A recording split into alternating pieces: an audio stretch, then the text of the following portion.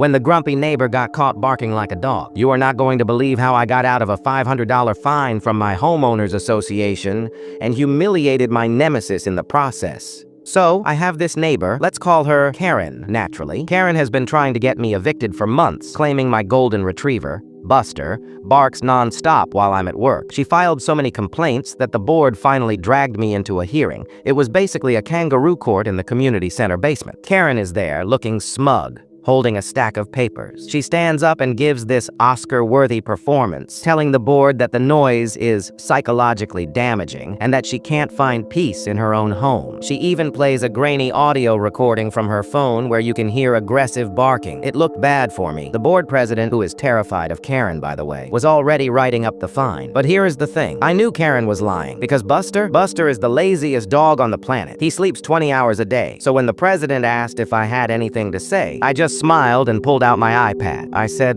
actually, I installed a pet camera last week to check on Buster. Let's see what really happened on Tuesday at 2 p.m. I connected to the big TV they use for presentations. Everyone is watching. The video starts, and there is Buster, passed out on the rug, snoring. Dead silence in the room. Karen starts shifting in her chair, but then comes the audio. From outside my front door, the camera picks up a voice. Her voice. First, you hear scratching at the door. Then, clear as day, you hear Karen yelling, "Bark! Woof! Come on, you stupid dog, make noise!" She was literally trying to bait him. But the best part, the cherry on top, right as she is doing her best impression of a rabid wolf, the FedEx guy walks into the frame of my doorbell camera, which was also synced to the feed. He stops, looks at Karen, who is currently barking at a door, and he just says, in the driest, most confused voice imaginable, "Ma'am, do you need a doctor?" The entire room exploded. The board president spit out his coffee. Two of the other members were laughing so hard they were crying. Karen turned bright purple, grabbed her purse, and ran out of the room. Needless to say, the fine was dropped. And now every time Karen sees me walking Buster, she crosses the street. Justice. For more videos, subscribe now.